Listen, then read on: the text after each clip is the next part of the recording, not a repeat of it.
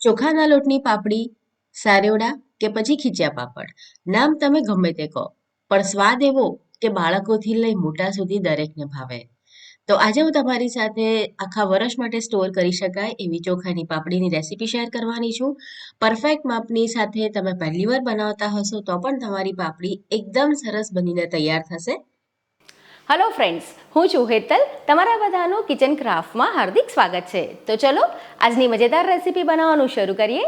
રોજ આવી નવી નવી રેસીપી ગુજરાતીમાં જોવા માટે વિડીયોને લાઈક અને શેર કરી બાજુમાં રહેલા બેલ આઇકન ઉપર ક્લિક કરો રેસીપીનો વિડીયો સૌથી પહેલા જોવા. સૌપ્રથમ તો આપણે પાપડી બનાવવા માટે ચોખાનો લોટ લઈશું. તો અત્યારે મેં 500 ગ્રામ ચોખાનો લોટ લીધો છે અને મેઝરમેન્ટ માટે કોઈ પણ તમે તપેલીનું કે એનું માપ સેટ કરી લો. તો 500 ગ્રામ લોટ હોય તો એની અંદર આપણે 1/3 કપ સાબુદાણાનો લોટ એડ કરવાનો છે, જેથી આપણી જે પાપડી છે ને એકદમ સરસ સફેદ પણ બનશે અને ફૂલેલી પણ બનશે.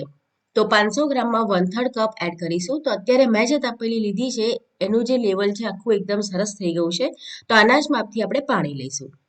હવે 1 ટેબલ સ્પૂન આપણે જીરું લેવાનું છે અને જીરાને અધકચરું વાટી લઈશું. ઘણા લોકો શેકીને પણ જીરું ઉપયોગમાં લેતા હોય છે, પણ હું કાચું જ લઉં છું, એનો સ્વાદ વધારે સારો લાગે છે. હવે પાપડીમાં નાખવા માટે મેં અત્યારે 2 ટાઈપના મરચાં લીધા છે, થોડા તીખા હોય એવા અને મીડિયમ જે તીખા હોય એવા. તો બંનેની ક્વોન્ટિટી મેં સરખી લીધી છે. એને આપણે પેસ્ટ તૈયાર કરી લેવાની છે. હવે ચોખાનો લોટ અને સાબુદાણાનો લોટ છે એને આપણે પહેલા ભેગો કરી લઈએ. તો મેઝરમેન્ટ માટે તમારે કોઈ પણ તપેલીનું કે વાટકાનું માપ સેટ કરી લેવાનું. તો છલોછલ લોટ ભરી લેવાનો અને એ જ માપથી પછી પાણી લેવાનું છે. મેં જે ચોખાનો લોટ ઉપયોગમાં લીધો છે એ જૂની જે કણકી હોય ને એ છે, એટલે પાણીની ક્વોન્ટિટી હું અત્યારે ડબલ લઉં છું. જે તપેલી આપણે મેઝરમેન્ટ માટે રાખી હતી એના માપથી ડબલ પાણી લઈશું. પણ તમે જે કણકી લો એ નવી હોય તો તમારે પાણીની ક્વોન્ટિટી દોઢી લેવાની. તો આ વાતનું ખાસ ધ્યાન રાખવાનું છે. પાણીને આપણે થોડું ગરમ થવા દઈશું. ગરમ થઈ જાય એટલે એની અંદર આપણે 1.5 ટેબલ સ્પૂન પાપડ ખાર નાખવાનો છે. જે જીરું વાટીને રાખ્યું હતું એ એની અંદર એડ કરી દઈશું અને તલ એડ કરવાના છે 1 ટેબલ સ્પૂન. તમારે તલ એડ ના કરવા હોય તો તમે એને સ્કીપ પણ કરી શકો. બરાબર મિક્સ કરી અને એને ઢાંકી અને એકદમ સરસ ગરમ થવા દઈશું. સાથે મીઠું પણ ઉમેરી દઈએ છીએ. તો અત્યારે મેં 1/2 ટીસ્પૂન મીઠું નાખ્યું છે. તો 500 ગ્રામ જો તમે લોટ લો તો એનું એકદમ પરફેક્ટ મેઝરમેન્ટ છે. પાણીમાં આ રીતે એકદમ સરસ ખળખળ ઉકાળ આવી જાય એટલે એની અંદર આપણે મરચાંની પેસ્ટ નાખવાની છે અને ગેસની ફ્લેમને હવે આપણે સ્લો કરી દઈશું. મરચાંની પેસ્ટ એડ કર્યા પછી પણ આપણે એને ઉકાળીશું. તો લગભગ આપણે અડધો કલાક માટે આ પાણીને ઉકળવા દેવાનું છે. આને આંધણ આવવું કહે છે અને જો એ બરાબર ના આવ્યું હોય તો તમારી પાપડી છે ને એ વણતી વખતે અથવા તો જ્યારે તમે વણીને મૂકો ને તો સુકાયા પછી ઘણીવાર ફાટી જાય છે. તો આંધણ એકદમ સરસ આવવું જોઈએ. અડધો કલાક અત્યારે થઈ ગયો છે. તો હવે આપણે લોટ એની અંદર મિક્સ કરી લેવાનો છે. તો થોડો લોટ નાખી પહેલાં હું એને આ રીતે વેલણથી મિક્સ કરી દઈશ અને ત્યાર પછી આપણે તરત જ બીજો લોટ પણ એની અંદર એડ કરી દેવાનો છે અને એમાં બિલકુલ જ ગાંઠા ના રહે ને એ રીતે એને મિક્સ કરવાનો છે. પહેલાં જ્યારે તમે એને ઉમેરશો ને લોટને તો એવું લાગશે કે અંદર ગઠ્ઠા રહી ગયા છે, મિક્સ નથી થયો. પણ જેમ જેમ તમે મિક્સ કરશો ને તો સરસ રીતે મિક્સ થઈ જશે અને બિલકુલ જ લમ્સ નહીં રહે.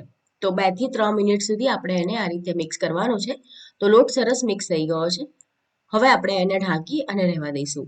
તો આ લોટને સીજવામાં પણ લગભગ 15 થી 20 મિનિટ જેટલો સમય લાગશે. તો 2 મિનિટ એને રહેવા દેવાનું ગેસ પર. પછી આપણે નીચે એક નોનસ્ટિક મૂકી દઈશું અને મેં અત્યારે જે તપેલી લીધી છે ને જાડા તળિયાવાળી છે, એટલે તમે જાડા તળિયાવાળું કોઈ પણ વાસણ લો એટલે નીચેથી એ ચોંટે નહીં. હવે આપણે એક બીજી તૈયારી કરી લઈએ. તો પાપડીને વણવા માટે મેં અત્યારે અડી ઇકોબેગ જે પેપર આવે છે, બેકિંગ પેપર, એ લીધા છે. એમાં તમારે તેલ લગાડીને ગ્રીસ કરવાની બિલકુલ જરૂર નથી. 2 ભાગમાં મેં એને આ રીતે કટ કરી લીધા છે જેથી આપણે પાપડી ઇઝીલી બનાવી શકીએ. વચ્ચે વચ્ચે આપણે આ જે લોટ છે એને હલાવી અને મિક્સ કરતા રહેવાનું છે. તો 15 થી 20 મિનિટનો સમય લાગશે અને મેં કીધું એમ તમારો લોટ જો નવા ચોખાનો હોય એટલે કે નવી કણકી હોય ને એનો લોટ હોય તો તમારે પાણી દોઢું લેવાનું અને જો જૂનો હોય તો ડબલ લેવાનું. બસ પાણીનું મેઝરમેન્ટ બરાબર ફોલો કરશો અને આંધણ એકદમ સરસ આવવા દેશો ને તો તમારી પાપડી એકદમ સરસ બનશે. તો અત્યારે આપણો લોટ છે ને એકદમ સરસ તૈયાર થઈ ગયો છે અને જેમ એ તૈયાર થશે ને એમ તમને થોડો ખીલેલો લાગશે, એટલે કે થોડો એ ઉપર આવેલો હોય ને એવું લાગશે. તો લોટ તૈયાર થઈ ગયો છે. બરાબર મેં એને મિક્સ પણ કરી લીધું છે. ગેસ બંધ કરી દીધો છે અને હવે આપણે થોડો થોડો લોટ લઈ અને મસળી એને તૈયાર કરવાનો છે. તો લોટને મસાળવા માટે આપણે એક થાળી લઈશું અને એની અંદર તેલ લગાડી દેવાનું છે અને બ્રશથી એને આખું ફેલાવી દઈ અને ગ્રીસ કરી લઈશું. અને પછી એની અંદર લોટ કાઢી લોટને મસળવાનો છે. તો આ પ્રોસેસ પણ તમારે બરાબર કરવી પડે છે. લોટ જો બરાબર મસાળવામાં નથી આવતો ને તો પણ ઘણીવાર એવું થાય કે પાપડી જ્યારે તમે વણો ને અથવા તો એને પ્રેસ કરીને મશીનમાં બનાવો ને તો એ ફાટી જાય. તો થોડો થોડો લોટ લેવાનો, ગરમ હશે એટલે વાટકીની પાછળ તેલ લગાડી એને આપણે મસળવાનો છે. તો લગભગ આપણે એને 4 થી 5 મિનિટ માટે મસળી અને તૈયાર કરી લઈશું. અને આજે હું આ પાપડી જે મશીન હોય છે ને પાપડી બનાવવાનું એમાં જ બનાવવાની છું, વણીને નથી બનાવવાની. તમે ઈચ્છો તો તમે એને વણીને પણ તૈયાર કરી શકો છો. તો આ પ્રમાણે 4 થી 5 મિનિટ મસળી લીધા પછી એનું જે ટેક્સચર છે એ થોડું આવું સોફ્ટ થઈ જશે. અને હવે આપણે હાથમાં તેલ લગાડી એના લોઆ તૈયાર કરવાના છે. લોટ હજુ પણ થોડો ગરમ જ છે અને હાથમાં તેલ લગાડી દેવાનું જેથી લોટ હાથમાં ના ચોંટે. તો આ પ્રમાણે તમારે જે સાઈઝની પાપડી બનાવવી હોય ને એ પ્રમાણેના લોઆ તૈયાર કરી લેવાના. હું અત્યારે થોડી મોટી સાઈઝની પાપડી બનાવવાની છું. તમે ઈચ્છો તો નાની પાપડી પણ બનાવી શકો છો. તો આ પ્રમાણે બધા જ આપણે લોઆ તૈયાર કરી લઈએ. પછી એ ગરમ રહે ને એટલા માટે આપણે એને કેસરોલમાં મૂકીશું. આ રીતે કરવાથી એ ગરમ પણ રહેશે અને સુકાઈ પણ નહીં જાય. તો હવે પાપડી બનાવવાનું મેં મશીન લઈ લીધું છે અને એની ઉપર આપણે અડી ઇકો બેગ પેપર મૂકી દઈશું. એક લોવો મૂકવાનો છે, થોડું પ્રેસ કરી દેવાનું હાથેથી અને બીજું પેપર મૂકી દઈશું અને ત્યારબાદ આપણે એને આ પ્રમાણે પ્રેસ કરી લેવાનું છે. પાપડી બનાવવાનું મશીન તમને માર્કેટમાં ઇઝીલી મળી જતું હોય છે. તો એનાથી પાપડી બનાવવાનું કામ ખૂબ જ ઇઝી થઈ જાય છે. તમે જો એકલા હો તો પણ તમે 1 કિલોની પાપડી આરામથી બનાવી શકો. આ મશીનના લીધે કામ ઝડપથી થઈ જાય છે. તમે ઈચ્છો તો આ પ્રમાણે વણીને પણ તૈયાર કરી શકો.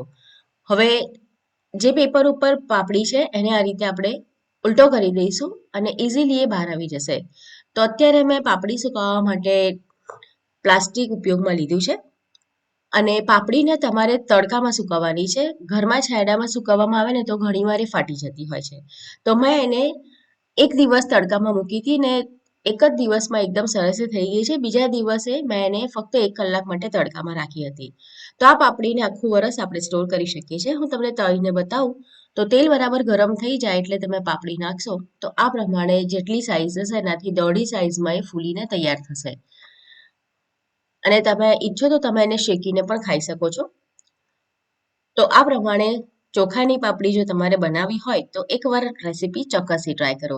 રેસીપી કેવી લાગી કમેન્ટ કરીને જરૂરથી જણાવો અને આવી નવી નવી રેસીપી જોવા માટે કિચન ક્રાફ્ટ ચેનલને જરૂર સબસ્ક્રાઇબ કરો.